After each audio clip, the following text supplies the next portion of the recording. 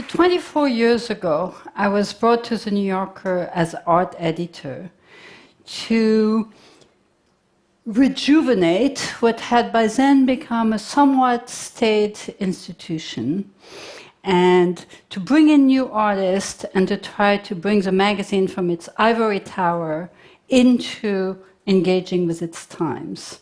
And it was just the right thing for me to do, because I've always been captivated by how an image can, a simple drawing, can cut through the torrent of images that we see every single day. How it can capture a moment, how it can crystallize a social trend or a complex event in a way that a lot of words wouldn't be able to do, and reduce it to its essence and turn it into a cartoon. So I went to the library and I looked at the first cover drawn by Ray Irvin in 1925, a dandy looking at a butterfly through his monocle. And we call it Eustace Tilley. And I realized that as the magazine had become known for its in-depth research and long reports, some of the humor had gotten lost along the way, because now often Eustace Tilley was seen as a haughty dandy. But in fact, in 1925, when Ray Irvin first drew this image, he did it as part of a humor magazine to amuse the youth of that era, which was the flappers of the Roaring Twenties. And in the library, I found the images that really captured the zeitgeist of, let's say, the Great Depression.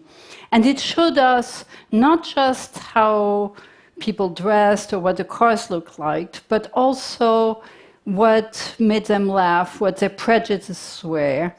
And you really got a sense of what it felt like to be alive in the 30s.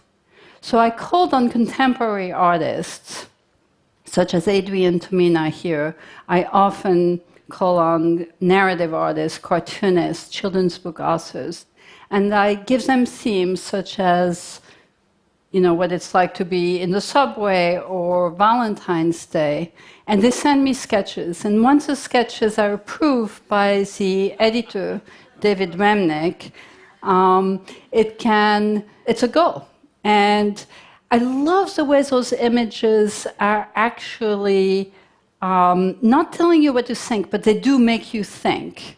Because the artist is actually it's almost a puzzle. The artist is drawing the dots, and you, the reader, have to complete the picture. So to get this image on the left by Anita Kunz, or the one on the right by Tomer Anuka, you have to spot the differences. And it is something that it's really exciting to see how the engagement with the reader, how those images really capture that, play with the stereotypes, but when you get it, it rearranges the stereotypes that are in your head. But the images don't just have to show people. Sometimes it can be a feeling. Right after September 11th, I was at a point with, like everybody else, where I really didn't know how to deal with what we were going through. And I felt that no image could capture this moment. And I wanted to just do a black cover, like no cover. And I talked to my husband, cartoonist Art Spiegelman, and mentioned to him that I was going to propose that. And he said, if you're going to do a black cover, then why don't you do the silhouette of the Twin Towers, black on black? And I sat down to draw this, and as soon as I saw it, a shiver ran down my spine, and I realized that in this refusal to make an image, we had found a way to capture loss and mourning and absence. And it's been a profound thing that I learned in the process, that sometimes some of the images that say the most do it with the most spare means.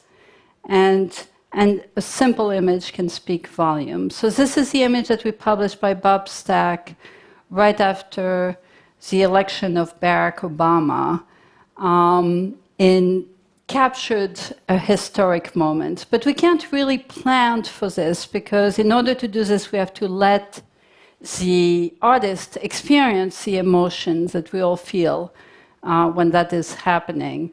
So back in November 2016, during the election last year, the only image that we could publish was this, which was on the stand on the weeks that everybody voted.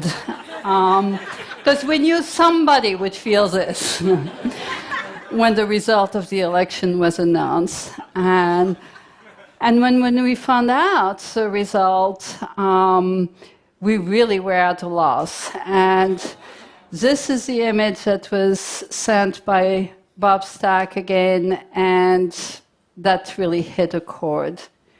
And again, we can't really figure out, what's going to come next. But here it felt like we didn't know how to move forward, but we did move forward. And this is the image that we published after Donald Trump's election and at the time of the Women's March all over the US. So over those 24 years, I have seen over 1,000 images come to life week after week. And I'm often asked which one is my favorite, but I can't pick one, because what I'm most proud of is how different every image is, one from the other. And that's due to the talent and the diversity of all of the artists that contribute. And now we're owned by Russia. So in rendering by Barry Blitt here, Eustace has become Eustace Vladimirovich Tilly, and the butterfly is none other than a flabbergasted Donald Trump flapping his wing, trying to figure out how to control the butterfly effect. And the famed logo that was drawn by Ray Irving in 1925 is now in Cyrillic. So what makes me really excited about this moment is the way that, a free press is essential to our democracy. And we can see from the sublime to the ridiculous that artists can capture what is going on in a way that an artist armed with just India ink and watercolor can capture and enter into the cultural dialogue. And it puts those artists at the center of that culture, and that's exactly where I think they should be, because the main thing we need right now is a good cartoon. Thank you.